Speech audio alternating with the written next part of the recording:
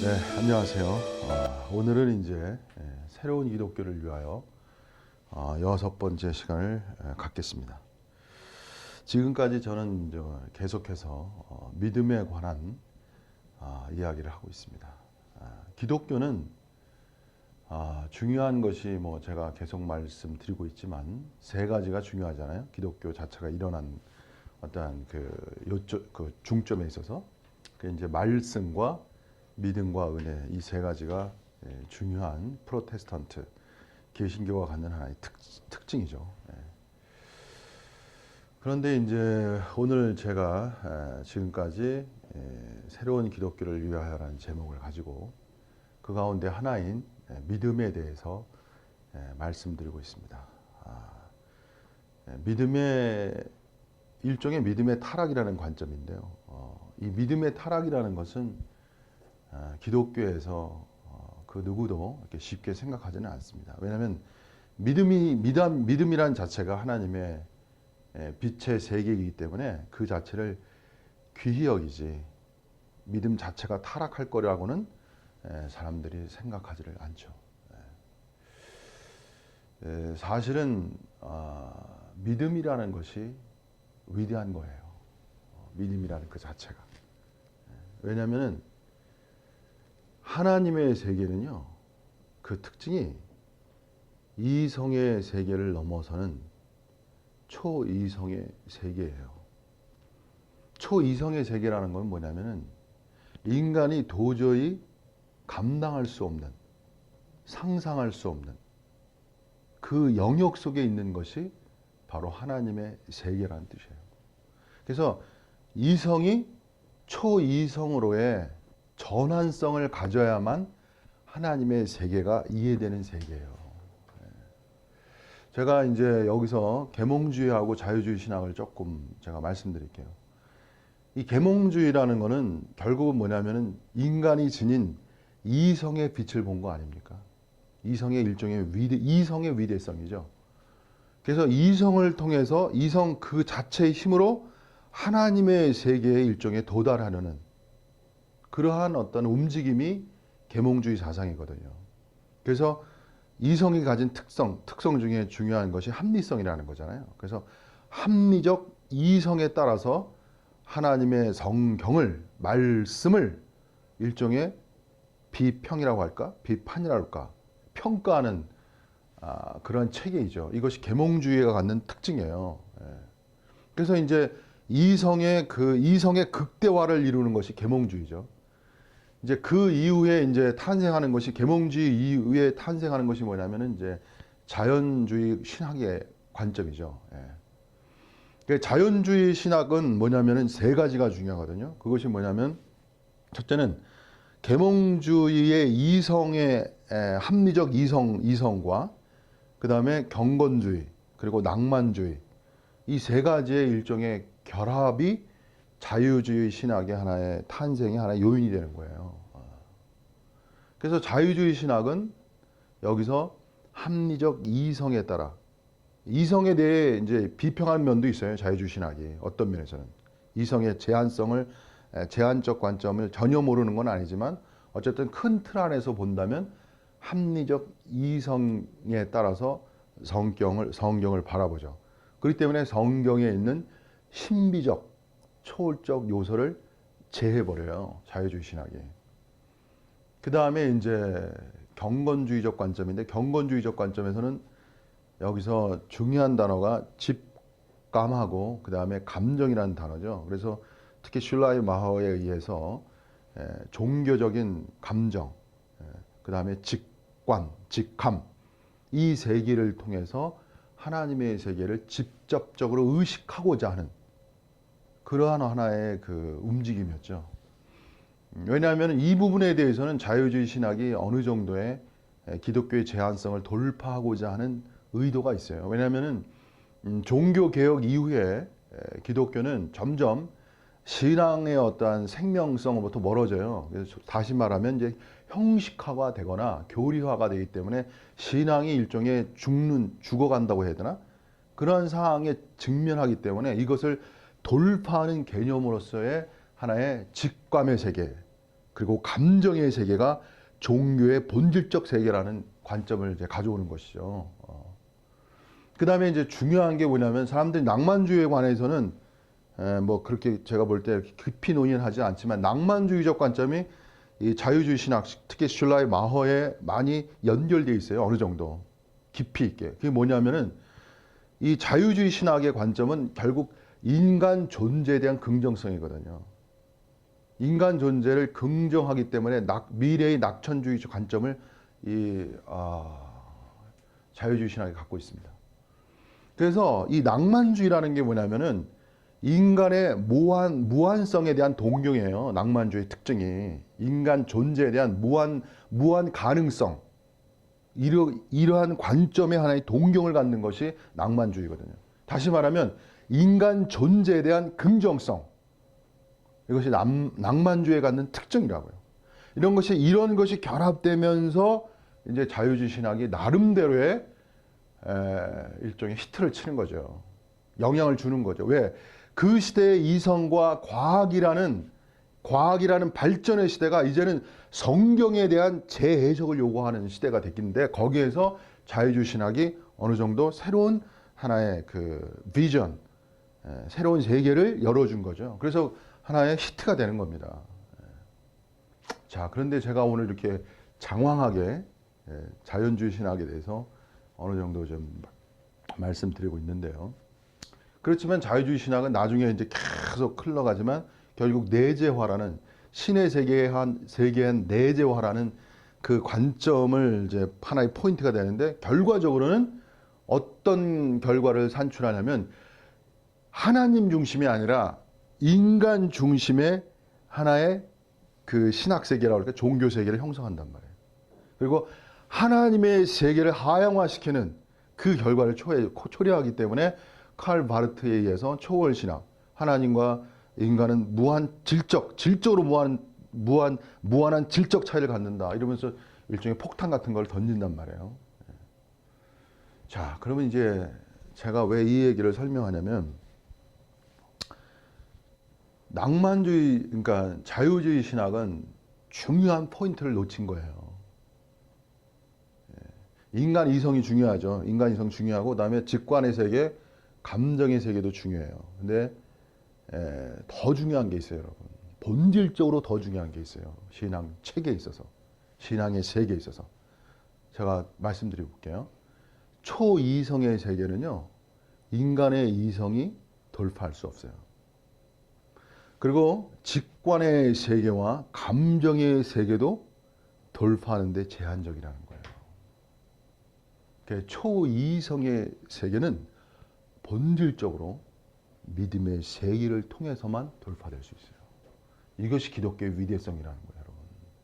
그러니까 자유주의 신학은 뭘 놓쳤냐면 하나님 세계의 초월성, 실체적 초월성과 그에 따른 믿음의 궁극적 위대한 가치성을 인식하지 못한 거예요, 여러분.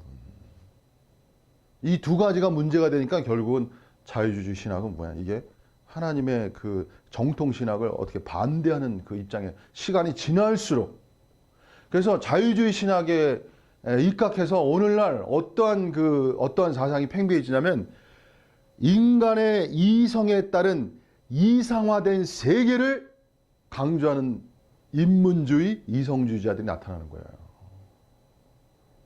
그 사람들이 그 계열이 자유주의 신학이 연관돼 있다고. 그냥 한마디로 그들은 어떤 세계를 모르는 거야? 믿음의 세계의 위대성을 모르는 거예요, 여러분. 기독교는 정말 원래 본질적으로 기독교는 위대한 세계예요, 여러분. 믿음의 세계가 그 자체가 위대한 거예요, 여러분. 정연욱 목사가 계속 믿음에 대해서 말씀드리잖아요. 저는 믿음이 점점 커진다고 그랬잖아요. 믿음의 영역이. 그러니까 믿음의 영역을 믿음의 영역이 여러분 예수님께서 뭐라고 말씀하셨냐면 이렇게 말씀하셨어요, 여러분. 그분이 책망하신다고 그랬어요. 성령이 오실 때, 성자께서 성령이 오실 때 책망할 게 있다고. 그게 뭐냐면 세 가지예요. 죄와 그 다음에 의와 그 다음에 세상 임금에 대한 심판한다고 그랬어요. 성령이 하시는 일이. 여기서 죄라는 개념이 뭐냐면은 죄에 대해서는 예수님을 믿지 않음이라고 그랬어요. 저는 예수님을 믿지 않은 이 죄의 개념이 다만 구원론의 관점이라고 생각하지 않아요. 예수를 믿지 않음으로 구원에 이르지 못하고 죄 용서받지 못하는 구원론적 관점의 그 말이라고 생각하지 않아요. 그것으로 제한하고 싶지 않아요. 여기서 예수님을 믿지 아니라는 것은 예수님의 말씀 그 자체의 세계라고 말씀드리고 싶은 거예요. 오늘날요 예수 그리스도의 인격적인 면을 믿음으로 우리가 구원을 얻잖아요. 일종의. 그러나 더 나아가서는 실체적으로 중요한 건 뭐냐면 예수님이 말씀하신 한 구절 한 구절에 대한 실체적인 믿음의 세계 속에 들어가야 돼요. 그 세계 속에 들어가지 않는 것이 죄인 거예요. 구체적으로. 그 죄를 누가 책망하시는가? 성령이 오늘 이 시대에 우리를 책망하시는 거예요. 저는 그래서 믿음의 세계라는 걸 어떻게 여러분에게 설명을 해야 할지 제가 작아지더라고. 왜냐하면 하나님의 그 위대한 세계를, 믿음의 위대한 세계를 제가 어떻게 전한다는 그 자체가 너무 제한된 이 한계성을 제가 느껴요. 어떻게 전해야 될까? 감동과 감격은 제 안에 있는데 이걸 어떻게 표현해야 될지 아주 굉장히 한면에 아주 쉽지가 않습니다. 마음이. 그러나 오늘 이 시간에 제가 조금씩 더 풀어보겠습니다.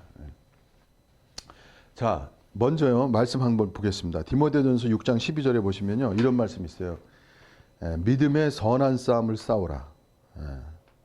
믿음의 선한 싸움을 싸우라. 영생을 취하라. 이를 위하여 내가 부르심을 받았고 많은 증인 앞에서 선한 증언을 하였도다. 사도 바울은 디모데 전서에서 믿음의 선한 싸움이라고 그래요. 그러니까 싸움이라는 자체가 원래가 나쁘잖아요. 어떻게 보면 그죠? 근데 이것은 선한 싸움이야.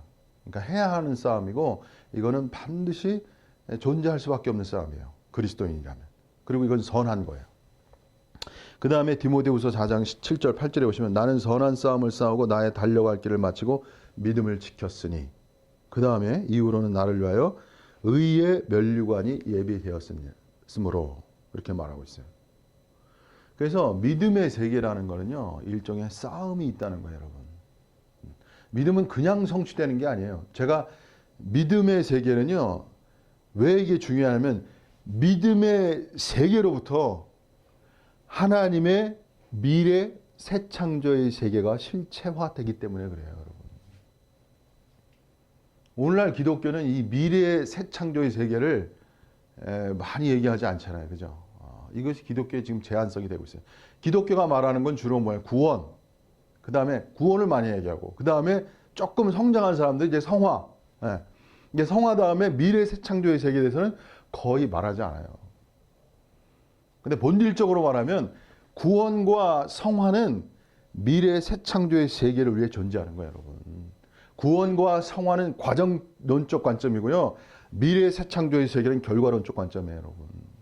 그래서 미래 새 창조의 세계 속에서 구원과 성화의 관점을 볼 수 있어야 구원과 성화를 정확히 볼 수 있어요. 미래 새 창조의 관점이 없이 구원과 성화를 보면 구원과 성화가 제대로 보이질 않습니다, 여러분.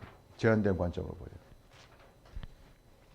자, 그러면 여기서 이 싸움이라고 했는데, 자, 이 싸움에 대해서 오늘은 제가 좀 구체적으로 설명해 드리겠습니다. 사단은요, 일종의 믿음의 세계를 약화시키는 거예요. 사단의 전략이라는 거예요. 믿음의 세계를 차단하거나 약화하거나 축소하거나 하향하거나 결과적으로 타락시키는 것이 사단의 전략이에요, 여러분. 왜? 믿음의 세계가 타락화되면 하나님의 미래의 새 창조 세계는 열려질 수가 없어요, 여러분. 믿음의 세계가 중요한 거. 아까 제가 자유주의 신학의 일종의 공원이 있지만 뭘 가린 거야? 믿음의 세계를 가린 거야. 결과적으로. 그 믿음의 세계를 가렸다는 것이 이걸 사람들이 주목하지 않죠. 자, 그러면요. 여기서 믿음의 선한 싸움에 대한 사단의 전략에 대해서 제가 좀 말씀드리겠습니다. 일단은요. 첫째는요. 믿음의 싸움은요. 불신과 믿음이라는 이원론적 관점에서 싸움이 있겠죠. 누구나 다 아는 거예요. 그래서 아마도 이 바울 서신에서 믿음의 선한 싸움 그러면 주로 불신과 믿음의 세계, 이원론적 관점에서 이 부분을 많이 해석할 거예요. 믿음의 선한 싸움. 믿음이라는 게 뭐야? 믿음을 지켰다. 불신과의 싸움이지. 믿지 못하는 세계와의 일종의 싸움을 말하는 거죠. 이것이 보통 일반적인 관점의 어떤 믿음의 싸움이라고 생각하죠. 사람들이 기본적으로. 근데 저는요. 여기서 사단의 전략은 우리가 생각하는 것 그 이상이에요. 여러분. 사단은 이제는 과거에는 불신과 믿음의 이원론적 관점에서 싸움은 물론이거니와 사단의 세계는 진화하고 있어요. 여러분. 어떻게 진화하고 있냐? 이걸 제가 좀 구체적으로 이제 말씀드릴게요. 첫째는 일반적으로 쉬운 말로 사단은 믿음의 기복화를 위해서 믿음의 세계를 타락시키는 거예요. 이건 보편적이고 일반적인 얘기예요. 그래서 여러분이 믿음의 기복화가 무엇인지를 알아야 돼요. 근데 인간이라는 존재는요, 기복화가 필요해요. 복 받으려고 뭐 교회 다닌다는 거 틀린 말은 아니라고. 근데 기복의 문제는 뭐냐면 기복에 갇힌다는 거야. 기복에 갇힌다는 건 뭐냐면 현재적 삶을 위해서 그냥 종교를 기독교를 택하는 거죠. 이건 하나님의 궁극적인 뜻이 아니에요, 여러분. 하나님의 현세적 삶을 위한 것이 아니고 하나님은 하나님의 원하심과 하나님의 그 갈망은 뭐냐면 하나님의 미래 새 창조를 위해서 기독교를 존재케 하신 거라고. 그래서 기복의 한계를 넘어가야 돼. 미래 새 창조를 향한 믿음의 세계를 알아가야 돼. 근데 사단은 기복의 믿음하로 인간을 가두는 거예요. 미래 새 창조를 위한 믿음의 세계를 차단하는 거죠. 이것이 사단의 전략이에요, 여러분. 그래서 기복의 제한성을 넘어가야 돼. 이걸 파괴한다고 해야 되나? 초월해 나가야 돼요. 그래야 하나님의 세계가 열리죠. 자, 그 다음에 두 번째는 뭐냐면, 두 번째는 구원을 이루는 믿음의 세계 속에 갇히게 하는 거예요. 구원받는 믿음 안에 갇히게 하는 거야. 그러니까 사단은 뭐냐면요, 진리의 세계를 통해서 더 위대한 하나님의 세계를 못 나가게 하는 거야. 작은 진리 속에 갇히게 해서, 과정적 진리 속에 갇히게 해서 더 미래적 세계로 못 나가게 하는 거예요, 사단은. 구원이라는 게 중요하죠. 근데 구원을 위한 믿음의 세계 속에 갇히면 그거는 미래 창조를 이룰 수 없어요, 하나님의. 구원을 위한 믿음의 세계 속에 갇히게 하는 거예요. 그것이 전부라고 생각하는 거. 그런 파도 있어요, 여러분. 이게 사단의 전략이에요. 자, 그래서 구원을 위한 믿음의 세계는요, 성화를 위한 믿음의 세계로 나아가야 돼요. 그래서 그리스도인이 구원을 관심할 뿐 아니라 성화를 관심해야 돼요, 여러분. 그러니까 성화를 이루는 믿음의 세계를 열어야 돼요. 저는요, 루터하고 칼빈의 세계를 바라볼 때 루터와 칼빈은 어느 정도 루터보다 칼빈이 더 성화 쪽에 강해요. 그리고 더욱 실체적 믿음의 세계를 말한 거는 또 누구냐면 웨슬리가 더 강해요. 본다면은. 근데 현재에 와서 제가 볼 때는 현재 와서는 루터나 칼빈, 웨슬리를 넘어서 있어요, 여러분. 성화를 이루는 믿음의 세계는 더 넘어서 있다고. 그 세계까지 나아가야 된다고. 근데 보면은 다 칼빈이나 웨슬리 그 성화론 쪽에 또 다 갇혀 있어요. 그래서 더 나가지 못해. 자, 그래서 구원에 대한 믿음은 성화를 이루는 실체적 믿음의 세계로 나가야 돼요. 근데 그렇게 못 나가게 하는 것이 사단의 전략이야. 이것이 또 하나의 사단의 전략이고요. 제가 칠판이 없어가지고 이걸 좀 설명해서 하면 더 쉬울 텐데 말로만 설명하니까 제가 좀 제한성이 있습니다. 그 다음에 세 번째는 뭐냐면 성화를 이루는 믿음의 세계는요. 그 실체와 그 능력의 실체성은 어디에서부터 오냐면 하나님의 초월 능력의 세계를 실체화하는 믿음으로부터 와요. 이 초월 능력을 실체화한다는 건 뭐냐면은 이게 여기서 중요한 것이 사도 바울의 믿음론과 예수님의 믿음론을 구분해야 돼요, 여러분. 사도 바울의 믿음론은 바라는 것들의 실상이 보이지 않는 것의 증거요, 바라는 것들의 실상이요. 이게 정말 위대한 믿음론에 대한 정의예요. 믿음에 대한 정말 위대한 정의예요. 이루 말할 수 없어요. 이 자체를 정의한 것도. 근데 예수님의 정의는 완전히 새로운 차원이라는 걸 알아야 돼요, 여러분. 할 수 있거든이 무슨 말이냐? 믿는 자들에겐 능치 못함이 없느냐. 이건 엄청난 위대한 선언이에요, 여러분. 이 자체가. 이건 제가 말씀드리지만 하나님만이 말할 수 있는 영역이라고. 이런 말씀을 오해하거나 정확하게 몰라서 믿음 숭배론자들이 말하는 믿음의 세계도 있어요. 이런 세계가 아니에요, 여러분. 어쨌든 중요한 거는 할 수 있거든이 무슨 말이냐? 믿는 자에게는 능치 못함이 없는 초월 능력의 세계가 믿음을 통해서 이루어지는 거예요. 이 세계가 이루어져야만이 성화가 본질적으로 이루어지는 거예요. 그래서 초월 능력의 세계를 위한 믿음의 세계를 통해서 성화, 관념적 성화의 세계가 열리는 거라고. 근데 사단은 뭐야? 이 초월 능력에 이루는 믿음의 세계를 차단하는 거야. 그래서 성화를 이루는 그 길을 관념화시키는 거야, 그냥.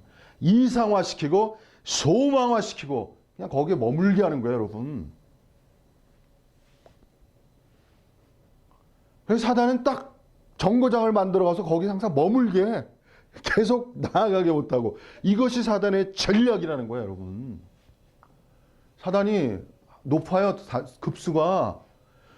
작은 거를 주는 거야. 안 주는 게 아니고 작은 걸 줘가지고 그 안에 갇히게 해서 큰 거를 지향해 나가지 못하도록 만드는 거야. 하나님의 그 미래 대창조의 새창조의 세계의 실체는요. 더할 수 없는 세계, 더할 수 없는 세계. 이루 말할 수 없는 세계로의 진입과 실체를 얻어가는 길이에요, 여러분. 멈출 수가 없는 거예요. 멈출 수 없어. 하나님의 세계는 그 자체가 멈출 수 없는 끝없는 이야기라고, 여러분. 그 본질이 그러한 거야. 그런 유한한 인간은요, 무한의 실체가 와야만 인간은 진정한 행복을 가질 수 있는 거야. 무한의 실체적 세계는 오직 하나님 세계만이 존재하는 거야. 왜? 그분이 무한자이시기 때문에. 자, 그 다음에 또 제가 오늘 구원과 성화 그리고 초월 능력의 세계까지 말했어요. 그리고 여기서 덧붙여서 몇 가지 더 말씀드리겠습니다. 제가 아까 슐라이 마허의 직감과 감정의 그 세계를 말했잖아요. 직감과 감정. 이 자유주의 신학에 의해서 그 이후로 경건주의 그 노선은 직감의 세계가 강화돼요. 직감의 세계가. 근데 직감의 세계는 본질이 어디 있냐면요. 직감의 능력은 어디에서 오냐면 영에서 오는 거예요. 영, 스피릿. 혼이 아니에요, 원래가. 무슨 소리냐면 혼의 내용은 soul. 그 혼이라는 것은 생각, 감정, 의지의 측면이 있잖아요. 그 기능이 있어요. 생각, 감정, 의지. 지정의의 기능이 있는 게 혼의 기능이에요. 근데 영의 기능이라는 게 뭐냐면 영의 기능 속에 뭐가 있냐면 직관이라는 기능이 있는 거예요. 쉽게 말하면 영이 강화되면요. 직관이 예민해지게 돼 있어요, 여러분. 영의 세계를 알아야 돼요, 여러분. 영의 세계 속에서 교통기관, 그 다음에 양심, 직관, 이것이 예리해지는 거예요, 여러분. 양심이 예리해지고 교통이라는 건 하나님과의 어떠한 그 교제를 말하는 거예요. 교제할 수 있는 능력을 말하는 거라고. 직관이라는 건 하나님의 뜻을 이해할 수 있는 그 기능을 말하는 거고. 그래서 영의 세계가 굉장히 중요한 세계예요, 여러분. 그래서 칼 바르트가 뭐라고 그래요? 칼 바르트의 신학에서 중요한 게 뭐냐면 영에서부터 혼과 몸으로 발전한다는 신학 개념을 열었어요. 칼바르트가. 그러니까 이게 위대한 어떤 사상인데 이걸 어떤 단체에서는 그걸 따온 거야, 제가 볼 때. 예? 근데 그 단체는 칼바르트에서 그거 따온 것도 몰라요. 예? 영에서 혼에서 몸으로, 예? 이게 발전해 나간다는 개념을 칼바르트에게서 따온 거를 모른다고. 그러니까 컨닝한 거라고 일종의. 그냥 근데 그 단체는 그냥 자기네들이 그 교주라고 해야 되나? 예. 그냥 공부를 안 해가지고 칼바르트가 그러니까는 이 자체가 위대한 선언이야 사실은. 하나님의 칼바르트의 개념은 신학 개념은 뭐냐면 하나님이 인간의 내용이 된다는 개념이에요, 여러분. 이게 이 신앙이 위대한 거예요, 여러분. 이게 일종의 그냥 뿅 간다. 이게 환상이 일어나는 거. 환상적 세계가 열리는 거야. 원래 환상이라는 게 긍정과 부정의 측면이 있어요, 여러분. 이 관념의 세계도 긍정과 부정의 측면이 있어요, 여러분. 제가 참 여러 가지로 말씀드려야 되는데, 관념의 세계가 긍정을 알아야 그 관념의 세계, 지식과 관념의 세계 긍정성을 알아야 돼요. 근데 거기에 머물러 있으면 안 돼. 부정성이에요. 아까 자유주의 신학도 마찬가지예요. 직관과 감정, 이성의 긍정성을 알아야 되고 또 부정을 알아야 돼요. 둘 다 알아야 돼요. 자, 어쨌든 그래서 영의 세계인데요. 그래서 어떤 단체는 영이라는 세계를 엄청 강조해요. 근데 사단의 전략은 뭐냐면은 이런 겁니다, 여러분. 영을 강조하면서 영의 세계를 지식화하면서 어떤 세계를 차단시키냐? 믿음의 세계를 차단시키는 거야. 근데 영의 주로 믿음이라는 세계는 왜 중요하냐면 믿음이라는 세계는요, 실체적 세계야. 그건 지식의 세계가 아니에요, 여러분. 실체화하는 세계가 믿음의 세계라고. 근데 영의 세계는요, 지식화가 일어나. 그리고 그 안에 갇혀. 영의 그 이야기가 참 어떻게 제가 좀 설명하기가 참 어려운데 지금 많은 걸 설명하려고 그러니까 너무 힘든데요. 소위 말하면 성경을 관통하는 최고적 해석의 세계, 그 세계 속에 갇히게 만드는 거야. 환상 속으로. 뭐를 그 세계 속에 갇히면서 뭘 잃어버리게 만드냐? 믿음의 실체성을 잃어버리게 만드는 거예요. 이게 사단의 전략이라는 거예요. 그래서 영의 놀라운 세계와 하나님 말씀의 최고적 해석의 세계, 결정화된 해석의 세계 속에 인간을 가두어서 믿음의 세계를 가려버리는 거예요, 여러분. 믿음의 세계가 가려지면요, 중요한 게 뭐냐? 하나님의 미래 새 창조의 실체화의 세계가 나타날 수가 없는 거야. 이게 사단의 전략이라는 거예요, 여러분. 믿음의 세계는요, 계속해서 열려져 있는 거야, 여러분. 성급하게 결정화되면 안 돼요, 여러분. 하나님의 세계는. 믿음의 세계가 열려진 만큼, 그 실체성이 열려진 만큼 하나님의 미래 대창조의 세계가 열려지는 거야.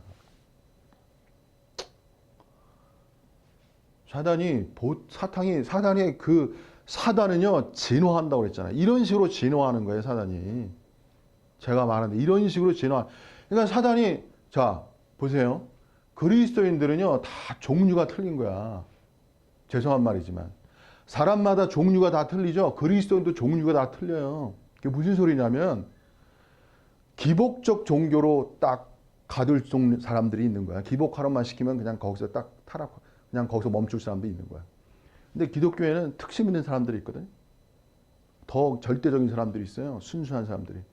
이제 그런 사람들을 사단이 주요 타겟으로 해서 기가 막히게 속여버리는 거예요. 뭐로?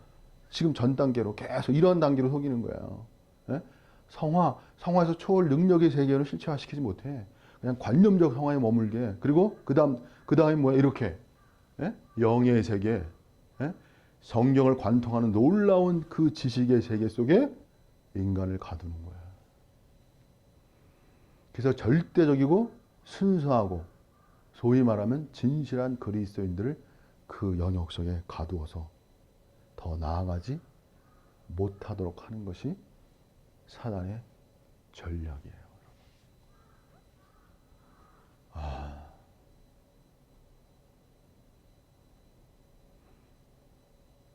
그래서 중요한 거는 뭐냐면 이 결과적으로 뭐냐면요. 믿음을 차단화시키는 사단의 전략, 사단의 역사, 진화되어가는 사단의 역사를 추적, 간파, 즉시 파괴할 수 있는 세계를 열어가야 되는 거예요. 우리나라가 이게 무기가 발달됐거든요. 무기. 우리나라가 무기 강국이에요. 대국은 아니더라도 강국이에요. 무기 강국. 그리고 무기도 많이 수출해요. 근데 왜 우리나라가 이렇게 발전할 수밖에 없냐면 누구 때문에? 북한 때문에 그런 게 아니라냐. 북한 때문에. 우리나라는 적이라는 게 주적의 개념이 있잖아요. 적이 있지 어쨌든. 전쟁의 위험성이 있는 거고. 그러니까 무기가 발달할 수밖에 없는 구조예요. 우리가. 그러니까 이게 발전 사업이 되는 거야. 기독교가 발전하고 새로운 기독교로 전진화되려면 기독교 내에서 역사하는 사단에 대한 정확한 간파와 직시의 세계가 열려야 돼요. 사단은 기독교 밖에서 역사하지만 더 간교한 건 기독교 내에서 역사하고요. 더 간교한 건 뭐냐면 기독교 내에서 진정으로 순수하고 절대적이고 진실한 그리스도인들을 속인다는 거야. 이게 속인다는 건 뭐냐면 이런 거예요, 여러분. 그 세계 속에 갇혀가지고 하나님의 미래 새 창조를 실체화하지 못하고 계속 뭐 하고 있는 거예요? 시간만 그냥 버리고 있는 거야. 그러니까 어떻게 버리냐? 환상의 세계 속에서. 사단은 가장 고도한 환상을 만들어내는 존재예요, 여러분. 하나님의 세계는요, 실체화되는 세계예요. 실체화가 중요한 거야. 그래서 예수님 말씀에서 중요한 게 뭐냐면 이런 말씀이 중요한 거예요. 예수님 말씀에서는 말씀을 지켜 행하라. 이게 중요한 거야. 자, 그래서 지난번에도 제가 말씀드렸지만 누가복음 8장 15절에 예수님 말씀하신 거 아닙니까? 좋은 땅에 있다는 것은 실체적인 이야기야. 착하고 좋은 마음으로 보세요. 말씀을 듣고 그 다음에 지키어 인내로 결실하는 자니라. 여기서 말씀을 듣고 지키어 인내하는 그 중요한 포인트가 뭐냐면 믿음이라는 거예요, 여러분. 그것은 그 전에 이미 말씀하고 있어요. 돌짝밭에 대해서 말씀하시기 때문에. 그래서 말씀을 그냥 듣고 지키는 것은 금욕으로 빠질 수 있어요. 그러나 이거를 믿음화할 때 금욕을 돌파하는 거야. 오늘날 기독교는 제가 다음에 또 설명했지만 은혜론이 정확하지가 않아요. 은혜론에 타락이 있어요, 여러분. 은혜가 은혜되기 위해서는 믿음론이 믿음론화돼야 돼. 믿음이 살아나야 돼, 여러분. 은혜는 믿음 속에서 살아나는 거야. 믿음을 모르는 은혜는 은혜가 안 될 수 있어요, 여러분. 그냥 금욕도 아니고 그거는 수동성에 빠질 수 있다고. 기다리는 신앙으로. 그래서 말씀을 듣고 인내로 결선한 자니라. 미래 새 창조의 세계의 실체화는 뭐냐면 하나님의 말씀이 지켜지는 역사예요, 여러분. 실체적으로. 행하여지는 역사라고. 여러분, 제가 낯설고 전혀 다른 세상이라고 그랬죠. 오른뺨을 때리면 왼뺨을 돌려대라. 이게 낯선 세상이라니까, 여러분. 이거 어떻게 설명해요, 여러분? 있을 수 없는 세계라니까, 이게. 있을 수 없는 세계를 예수님이 말씀하신 거야.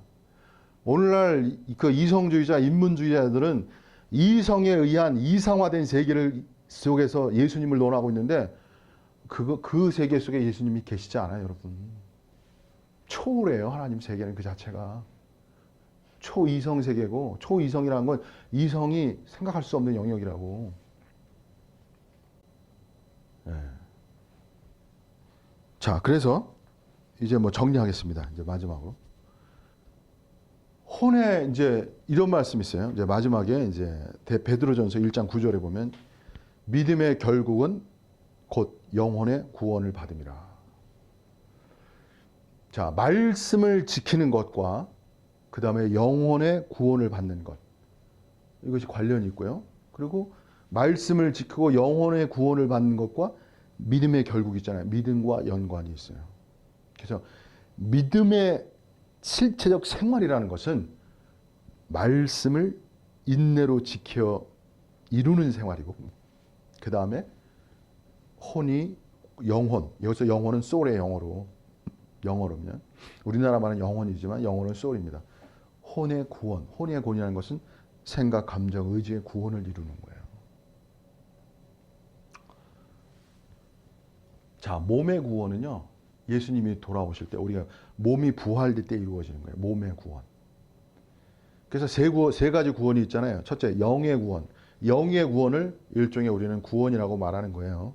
그 다음에 혼의 구원, 그걸 일종의 성화 내지 변화라고 말하는 거고, 그 다음에 몸의 구원, 그것을 일종의 영화롭게 됨이라고 말하는 거예요. 근데 영화롭게 되면 몸의 구원은 장차 올 거예요. 완전 구원으로서요. 근데 몸의 구원은, 혼의 구원은 장차 오기도 하지만 이건 현재 이루어지는 거예요. 이 현재성이라는 게 중요한 거예요. 그래서 믿음의 세계는 실체적으로 혼의 구원에 이르는 세계예요. 혼의 구원에 이룬다는 것을 좀 더 제가 구체적으로 말씀드릴게요.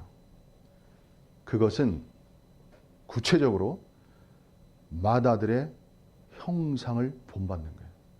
마다들의 형상이라는 건, 마다들은 누구예요? 예수 그리스도를 말하고요. 형상을 본받는다는 것은 뭐냐면은 예수 그리스도의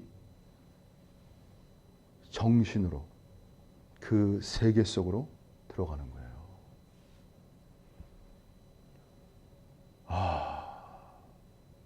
예수 그리스도의 정신 세계 속에, 예수 그리스도의 그 혼이라고 좀 참 그러는데, 어쨌든 그 정신 세계 속에 있어야만 천국의 실체가 이루어지는 거예요, 여러분. 이게 불가능을 가능케 하는 것이 이게 하나님의 역사잖아요. 그래서 예수 그리스도는 맏아들이에요, 맏아들. 첫 번째 아들이라는 얘기지. 그 맏아들로부터 많은 아들을 산출하는 것이 하나님의 역사라고. 그래서 많은 아들들은요, 그 맏아들을 본받게 되어 있는 거예요, 여러분. 샘플이란 말이야, 그것이. 그렇게 만드는 거야. 예수 그리스도처럼 만드는 거야, 일종의. 만든다고 대량, 대량. 그래서 예수 그리스도의 그 세계, 그 정신의 세계로 들어가야 돼요. 근데 오늘날 제가 여기서 한 말씀 드리겠습니다. 마지막으로. 이 땅에는요, 진실한 그리스도인들이 있어요. 그리고 순수한 그리스도인들도 있습니다. 그리고 절대적인 그리스도인들도 있어요. 없는 게 아니에요. 일종의 좋은 밭이라고 그래야 되나? 자, 그런 사람들이 저는 있다고 생각합니다. 근데 사단은 주요 타겟이 뭐냐면 바로 그런 사람들이 주요 타겟이에요. 왜? 그런 사람들이 제대로 길을 가면은 진짜 사단의 왕국이 무너지는 거거든. 그래서 사단의 가장 고도의 전략, 그건 어디냐면 가장 순수하고 가장 절대적이고 가장 순종적이고 진실한 그리스도인을 타겟으로 있는 거예요, 여러분. 그들을 어떻게 하냐면 이렇게 하는 거예요, 여러분. 나는 지금 하나님의 길을 잘 가고 있어, 나름대로. 제가 이렇게 말씀드릴게요. 그리스도인의 길은요, 완전 자기 통제의 길이에요. 영의 세계의 실체는 완전 자기, 영이라는 개념이 뭐냐면 혼을 통제하는 거거든, 원래. 그리고 혼이 영에 의해서 혼이 통제되면 혼이 몸을 통제하는 거라고. 그게 이 통제라는 세계가 뭐냐면 이 컨트롤이잖아요. 이 통제의 세계가 다른 말로 바꿔드리면 다스림의 세계라는 거예요. 그래서 그리스도인의 행복론은 뭐냐면 자기 자신을 완전 다스릴 수 있어야 행복한 거예요, 원래가. 그게 궁극적 행복에 이르는 거야. 그래서 그러니까 인간은 자기 자신을 못 다스려요. 이제 그건 나중에 또 제가 말씀드릴게요. 여러 가지 있어요. 육체와 자아가 있기 때문에. 육체도 너무 다양하게 있기 때문에. 자, 그래서 중요한 건 뭐냐면요. 완전으로의, 이 완전으로의가 중요한 거야. 완전으로의, 완전으로의 참 완전으로의 뭐라고 제가 말을 갑자기 설명하기는 어렵지만 완전으로의 실체성, 하나님의 말씀을 완전으로 지켜나가는 그 실체가 이루어지기까지는 결코 만족할 수 없어. 근데 그 완전으로의 실체를 이루는 그 실체는 반드시 중요한 게 뭐냐면요. 가난이 실체적으로 그 심령에 존재해야 되는 거예요. 그 성자의 말씀이 그렇게 그 가난으로부터의 애통이 항상 연결되어 있어야 되고 그것이 인간 존재에 이게 차 있어야 돼요, 여러분. 그래야 하나님을 향한 그 무한 지향적 지향성, 이 플라톤 철학의 에로스가 중요하잖아요. 에로스가 있어야만 이게 추동력이 생기니까. 이것으로부터의 실체화가 일어나야지. 이 실체화가 없이 나는 그냥 좋은 말씀을 듣고 있어. 특히 우리는 좋은 교회 생활하고 있어. 우리의 말씀은 순수해. 비교우위라고 그러죠. 비교우위. 비교우위적 관점에서 안 좋게 하는 것이 사단의 전략이에요, 여러분. 그 세계를 돌파해야 돼요. 그게 순종이라고 말했잖아요. 순종도 긍정과 부정이 되잖아요. 순종이 굉장히 중요한 거지만 순종성이 안주한다니까. 그게 사단의 전략이라니까요. 순종의 그 위대한 진리를 역이용하는 것이 사단이에요, 여러분. 안주하게 만들어서 편안하게 거짓된 거예요. 사단은 진리를 가지고 좋은 것을 가지고 하나님의 더 위대한 것을 가리는 거야. 사단이 좀 이 정도 급이 돼야 사단이죠. 그죠? 예? 네?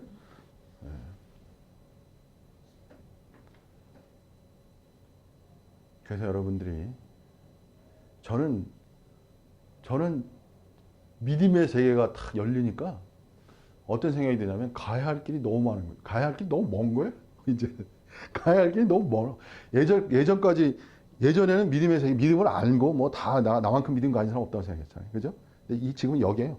야, 비교 우위 관점이 아니고 절대적 관점이 된 거예요. 이제는 저는 비교 우위가 아니에요. 절대예요, 절대.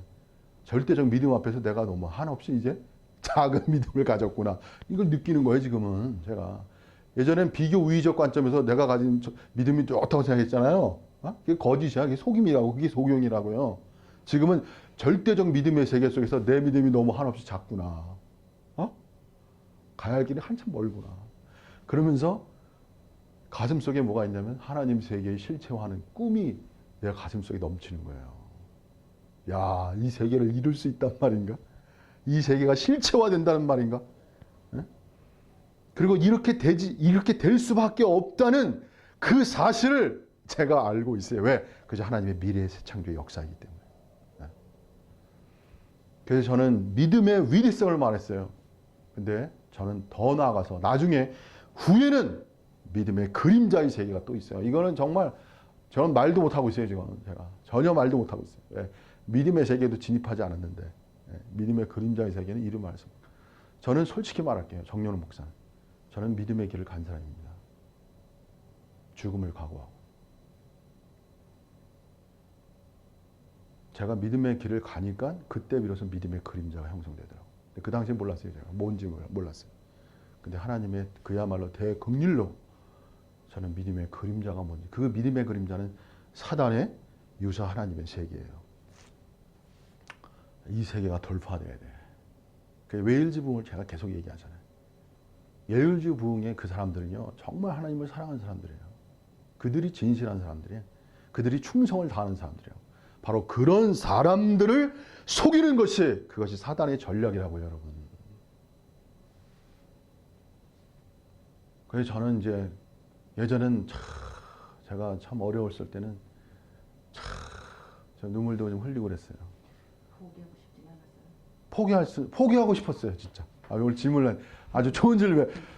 더 이상 가고 싶지 않았어요. 왜냐면은 이게 내가 죽겠더라.